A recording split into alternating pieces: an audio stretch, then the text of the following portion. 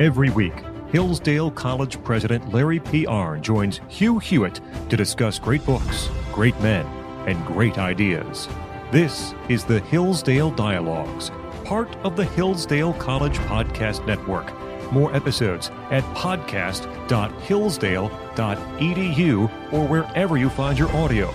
Also at the Hillsdale College Podcast Network, check out the Radio Free Hillsdale Hour, the Hillsdale College K-12 Classical Education Podcast, The Larry P. Arnn Show, and more, all at podcast.hillsdale.edu. Morning glory, America. Bonjour, hi, Canada. I'm Hugh Hewitt inside the ReliefFactor.com studio, and that music means, of course, that the Hillsdale Dialogue is upon us. The last radio hour of every week.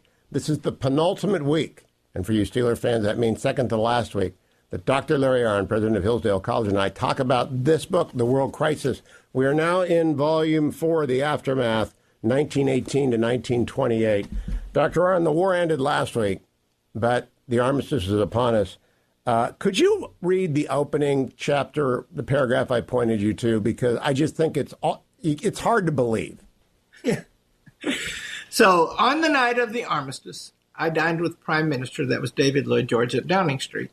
We were alone in the large room from whose walls the portraits of Pitt and Fox, of Nelson and Wellington, and perhaps somewhat incongruously of Washington, meaning George Washington, then looked down. One of the most admirable traits in Mr. Lloyd George's character was his complete freedom at the height of his power, responsibility, and good fortune from anything in the nature of pomposity or superior airs. He was a little Welshman, by the way. He was always natural and simple. He was always exactly the same to those who knew him well, ready to argue any point, to listen to disagreeable facts, even when controversially presented. One could say anything to him on the terms that he could say anything back. The magnitude and absolute character of the victory induced a subdued and detached state of mind. There was no feeling that the work was done.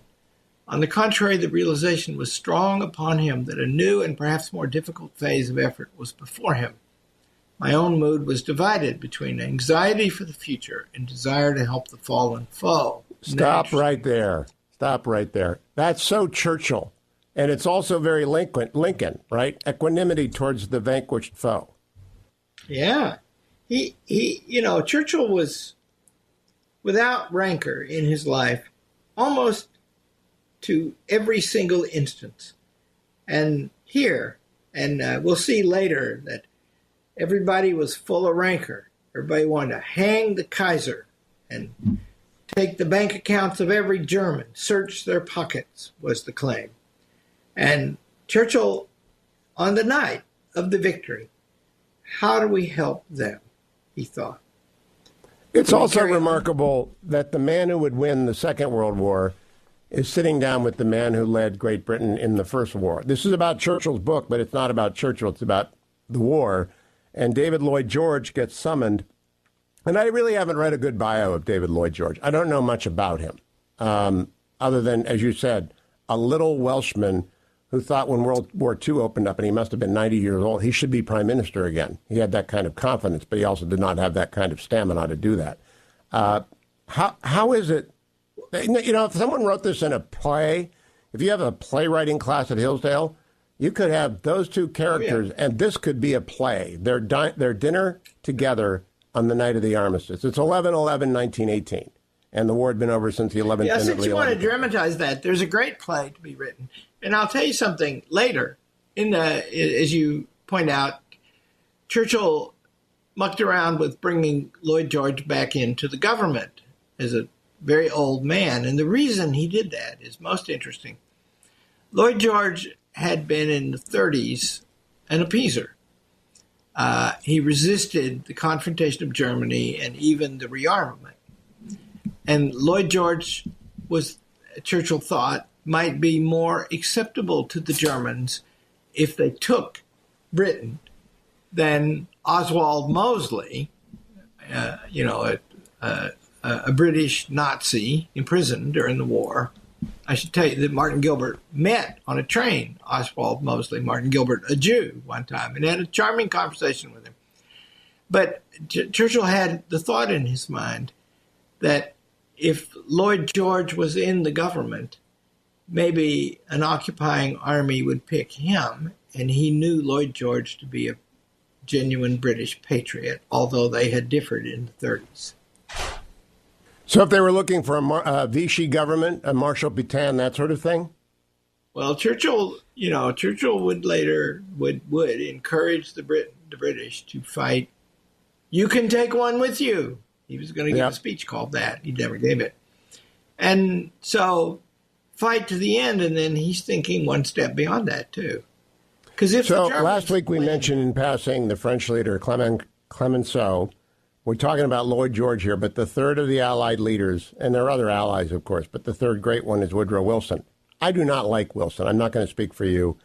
I find him to be vain, petty, anti-Constitution, not simply unconstitutional, but anti the Constitution, racist to the bone, extraordinarily stubborn. In the end, he and his wife, by dint of their subterfuge, lied to the American people through the end of the presidency. At this point, Churchill writes about him, the victory produced an astonishing effect upon President Wilson. His responsibility and glory lifted him above the peacetime partisanship in which most of his life had been lived. What do you think of that? Well, Wilson's career is a funny combination of an extremely purposeful man with definite intentions, formed as an academic matter. Woodrow Wilson was an academic. Pursued consistently throughout his adult life. That's on the one hand. And on the other hand, a bunch of accidents. He never would have been elected president except for the fight between Teddy Roosevelt and William Howard Taft. They split the vote, made Wilson president. Wilson won in part on the slogan, "He kept us out of war." And then soon enough, he got us into the war. And so that all happened, right? And the Roosevelt administration in putting the war effort together and getting the troops over was effective, right? And he did, I think that's the period in his career when he did something serious and difficult and well. What do you make of Versailles? The process is detailed here, and there's a lot I'm going to skip over with you because so much of it will be lost on the ears of our audience if we talk about the ins and outs of the Treaty of Versailles. But obviously, Churchill thought at the time, this book is written in the 20s. It's written before Hitler even appears in the corner of his eye, much less becomes the supreme leader of the Nazi Party and a killer of millions. There's that Hindu god Vishnu, I am the destroyer of worlds. This is before Hitler. He kind of thought Versailles worked out well. Do you get that impression? Churchill? Yeah. No, Churchill's judgment on it in this book is he agreed with the French General Foch that this is not a peace treaty, this is a 20-year armistice. And the reason is it didn't, the First World War and the Second World War are a continuity because nobody won either one of them, really. Well, we won the Second World War more than the Soviets. But the idea of a peace where the strong powers of the world would join together to run an international organization that would stop these aggressions because everybody would be against them. That's what was behind the League of Nations and later the United Nations. And, in both cases, it proved that the world is not wise enough to pursue aims like that. Because after the First World War, the Bolsheviks are what they are, which is busy murdering a lot of people for the next 30 years. And we are aloof and couldn't agree on the League of Nations. And the League of Nations was toothless from the beginning. And how would it have teeth? How would the United Nations have teeth? After the Second World War, the United Nations, you've got the real thing going on in the war is the conflict between the United States and the Soviet Union. Is there going to be an international body to punish aggression all over the world when the Soviet Union is either the strongest or the second strongest military power on earth and is committing those aggressions, right? And the answer obviously was no. And the United Nations was, in fact, part of the handiwork of the United Nations is done at Yalta. And at the right arm of FDR at Yalta, as he's dying, is a young man named Alger Hiss, who happened to be a Soviet spy. And we didn't know. More on that when we come back. Hey there. Today I want to tell you about the Hillsdale K-12 Classical Education Podcast. This unique show explains how children benefit from an American classical education. Whether you're a teacher, student, or parent, you'll find something of value on the show.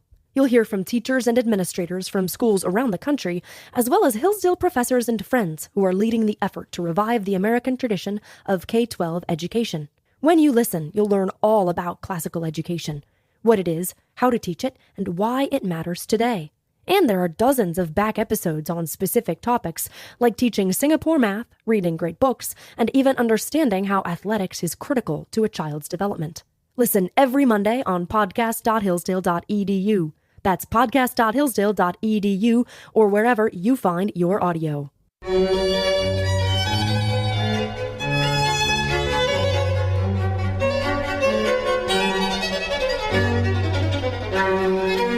Back now with Dr. Larry Arnn. Hillsdale Dialogue underway. All things Hillsdale at hillsdale.edu. This is a short segment. I wanted to ask you about the comparative cost of war in the American calculation, Dr. Arnn. I went back and looked up that since the start of the long war on 9/11, 7,500 Americans have been killed, many times that many wounded. 7,500. In World War I, in less than a year, 117,000 were dead. And in World War II, over the course of 4 years, 400,000 are dead. I don't think, and maybe I'm wrong, I don't know if America has the capacity, given modern media, to sustain that kind of losses again. Do you? Well, there are two questions there. Remember, the death count in Vietnam and Korea were both about 50,000, right? Korea's about 30,000, I think, but yeah. 30,000. So the answer is there a spirit of the American people that would produce that much courage and devotion? And won't know till you try. Our government is dysfunctional in important ways now.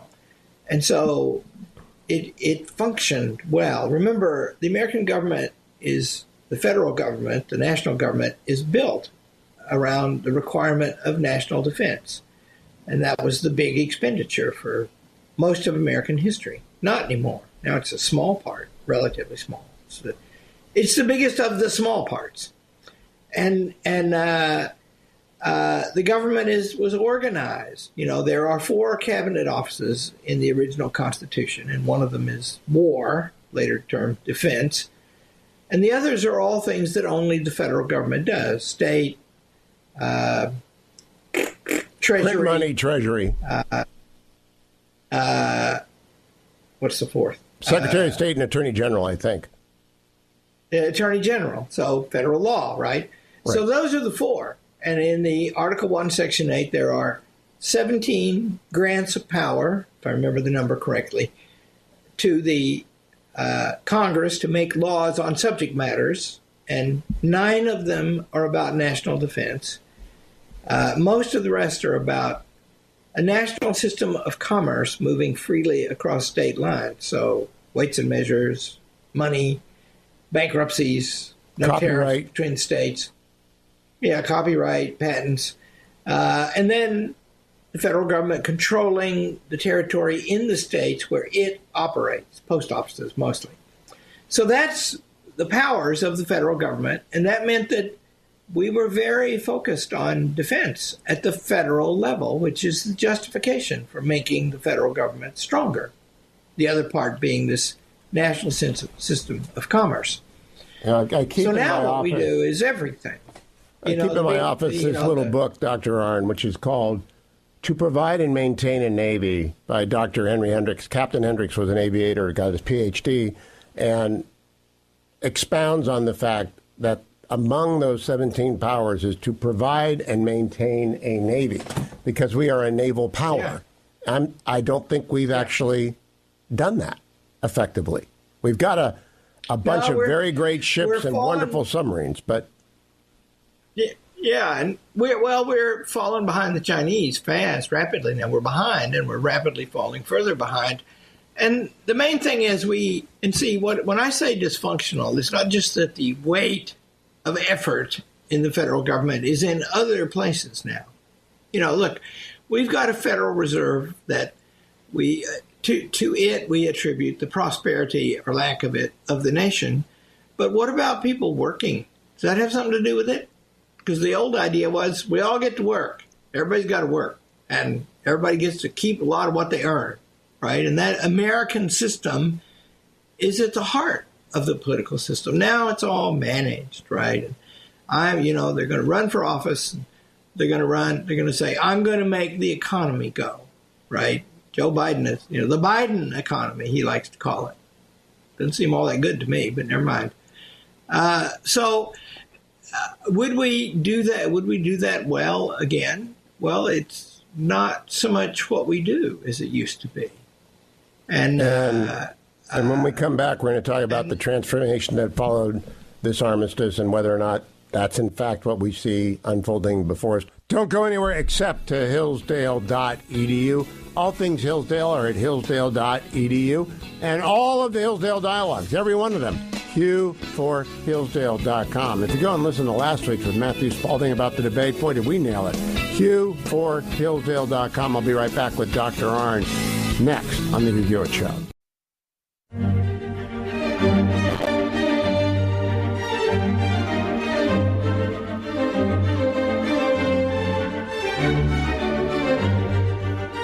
Back now with Dr. Larry Arnn. Reparations. You mentioned this last week, Dr. Arnn. Let's go there. Hugh Hewitt, and I'm talking with Dr. Larry Arnn up at Hillsdale College about the aftermath.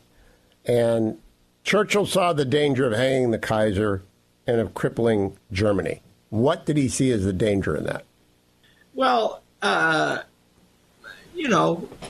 lasting enmity is the thing. Like, if I remember correctly, Donald Trump was asked after he was elected in 2016, first press conference, are we going to prosecute Hillary? And he said, no, we're not going there.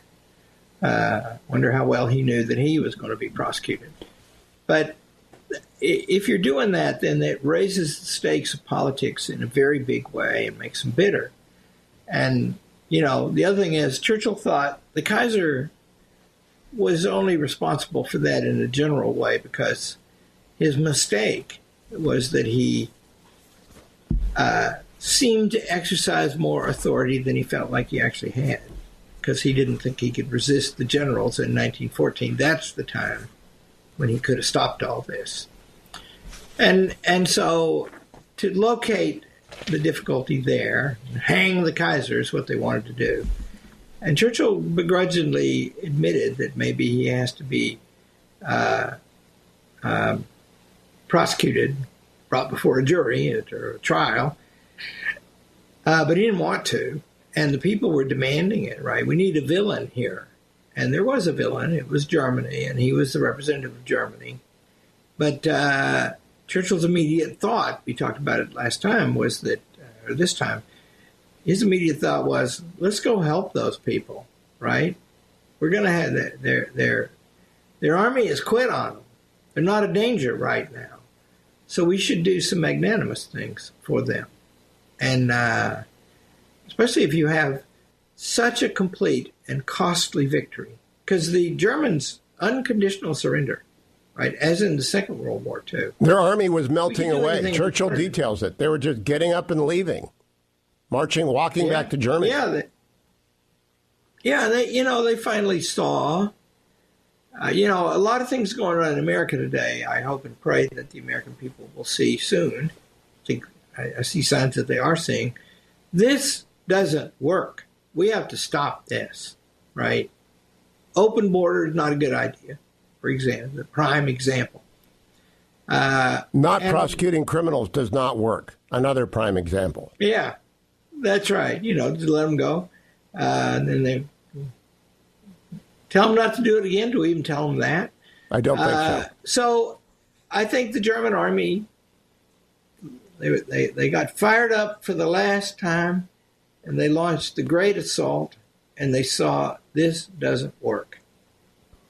First time they'd been on the move in a big way since 1914, which also didn't work. Narrowly, that one. So I think Churchill wanted to be magnanimous, and the people, see, he writes wonderfully about Woodrow Wilson, about the foolishness of Wilson. Because Wilson goes over there and he's the big deal now, and he's won the war. Well, he did help to do it. And he did good things, getting the soldiers over there. But now he's going to arbitrate the whole thing. And remember, the United States is stronger after the war is over, unlike everybody else. And so he goes over there and he says, we're going to have a magnanimous peace. And Churchill makes this argument because in the end, Woodrow Wilson was a theoretician, not a man of practical wisdom. He had these theories worked out. Rough theories, very elaborate, very, just read his books, right? His academic books. They're jargony and complicated. We don't really mean that, America. Don't read Woodrow Wilson's books, but trust Dr. Well, read Arnn. our Constitution Reader. There are at least two essays. I think there are two in our Constitution Reader. Read those. See what they're like. And then read John Dewey, which is much worse. They're in there too. And so he goes over there and he says, we're going to have this magnanimous peace. Now, Woodrow Wilson had already lost the Congress. And because of the way our political system works, which happily, when it does work, there was no election after the war. And so he goes over there to enforce, a magnanimous peace. But the main people he was talking to, who were David Lloyd George and Clemenceau and the Italian guy who'll come to me in a minute, they've all just been through elections in which the watchword, the popular vote, by far was, in England, the phrase was, squeeze them till the pips squeak, like in a piece of fruit. Squeeze the fruit till the seeds or pips in the middle squeak. And so they're fresh from elections. And Woodrow Wilson shows up saying, I'm going to appeal over the heads of the old world leaders to their peoples. Fresh from elections is important because David Lloyd George called an election and he won so massive a victory. I think Churchill notes that the Liberal Party became Lloyd George's party now. And he didn't think that was a good idea, that a party become the extension of one individual in a parliamentary system. But it was so big, such a massive landslide, that he could do whatever he wanted. So Wilson coming there to tell David Lloyd George what to do is profoundly anti-democratic. Yeah, that's right. And Germany owed a lot of money and paid a lot of reparations, but the Allied countries owed a lot of money to Britain, to the United States. Britain and France, Italy owed a lot of money to Britain and to the United States. And they took the German reparation money and paid it to us. And Churchill wanted Calvin Coolidge, a man that I greatly admire, to, he writes about him in this volume, to forgive the loans, as this was a common effort, and you bore the greater part of the burden of it and borrowed this money to bear that burden. You should forgive it. You should forgive the loans and let them keep the reparation money to repair their losses, which were larger than ours.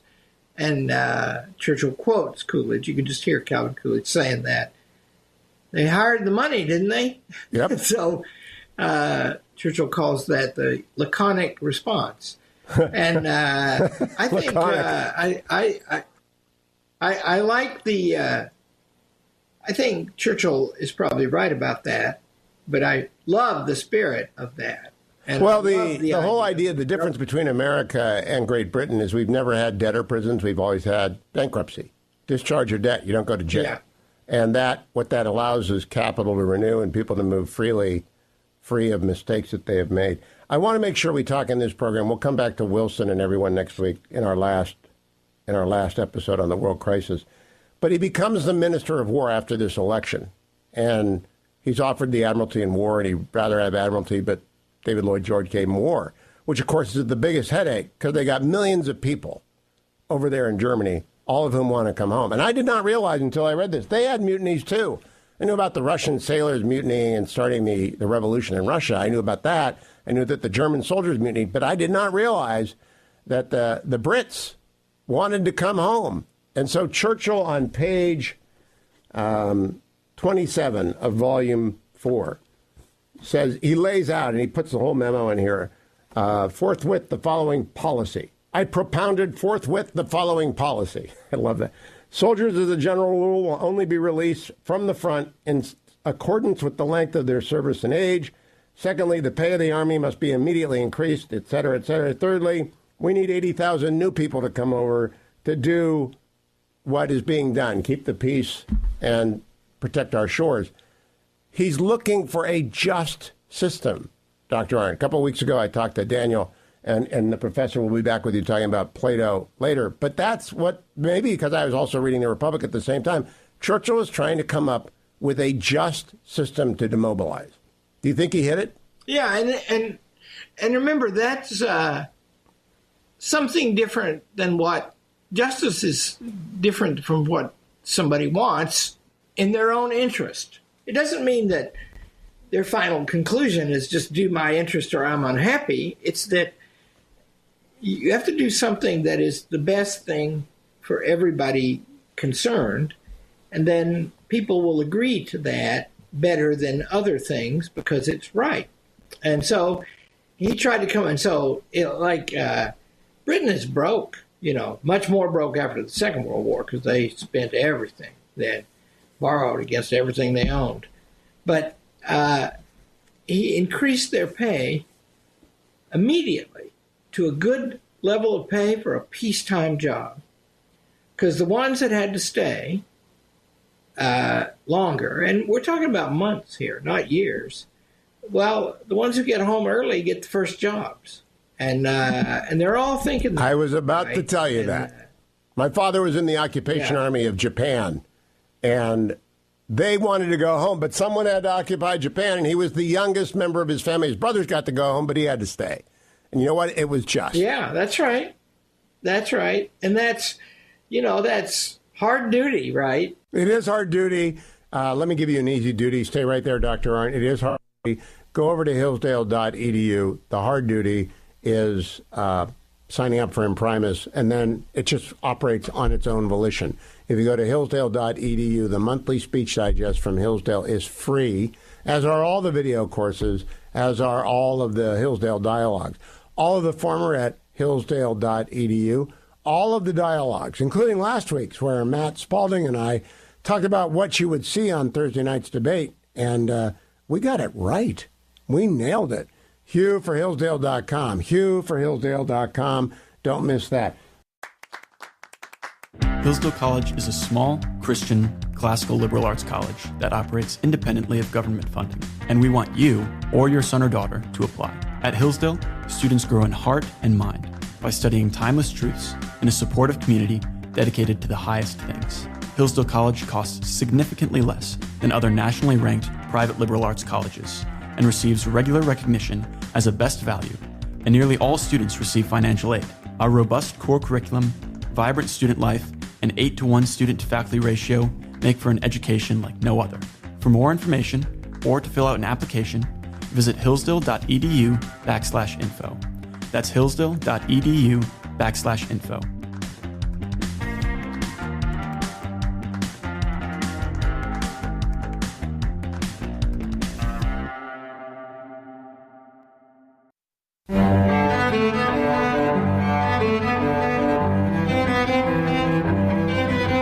Welcome back, America, to the Hillsdale Dialogue. This week, Dr. Arnn and I are in our penultimate, I believe, week on the World War I memoir of Winston Churchill, The World Crisis, and we're now talking about demobilization.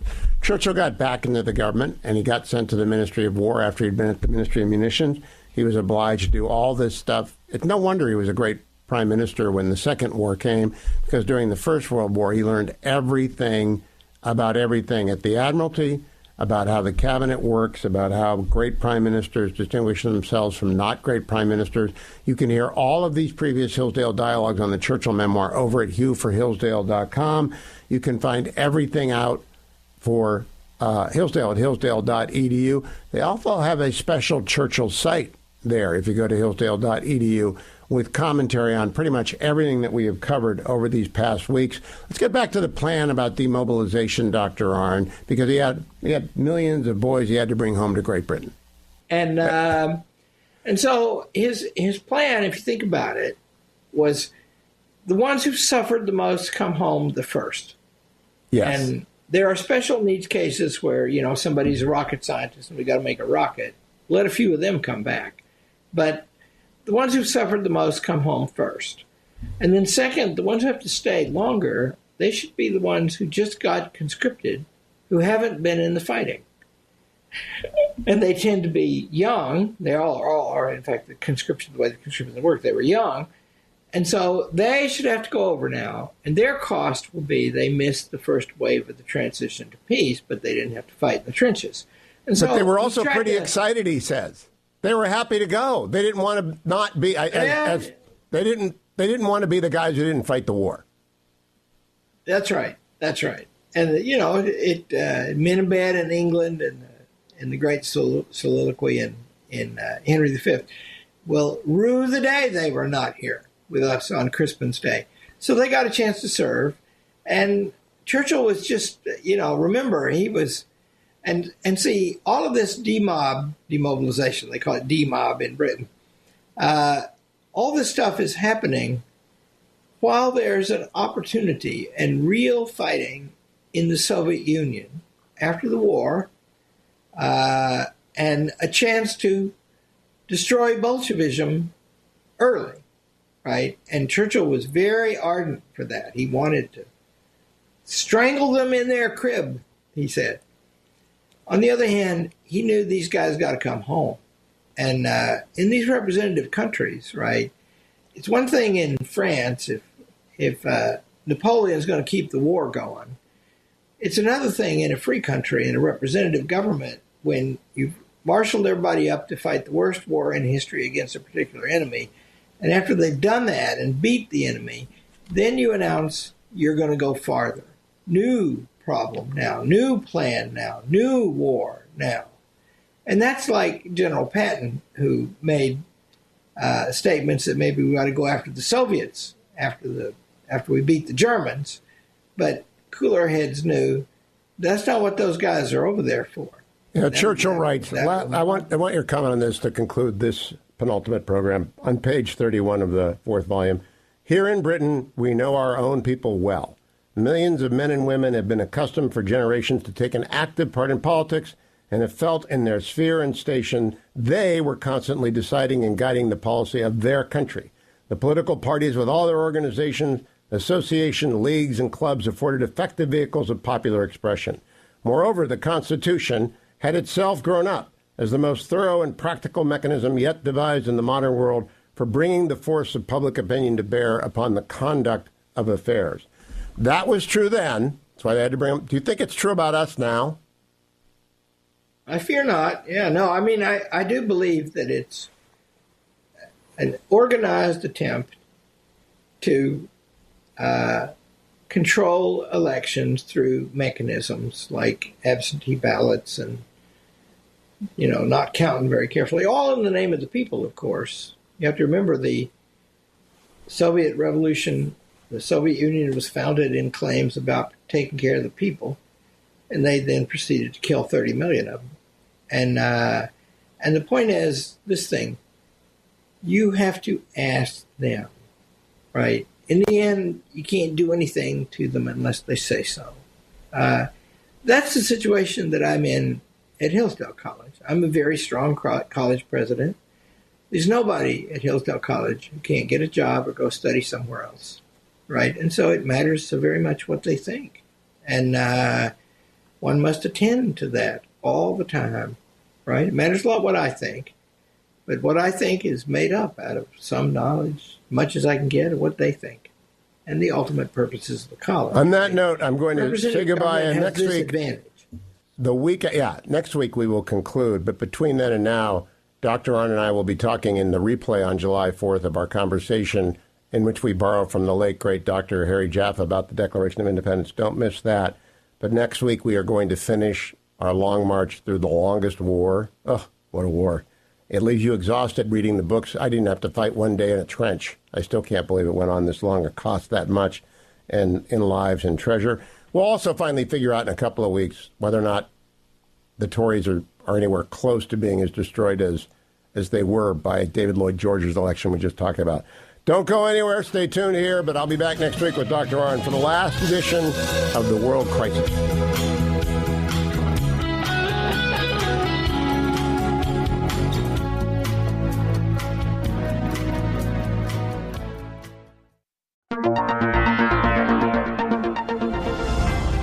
Thanks for listening to the Hillsdale Dialogues, part of the Hillsdale College Podcast Network. More episodes at podcast.hillsdale.edu or wherever you find your audio. For more information about Hillsdale College, head to hillsdale.edu.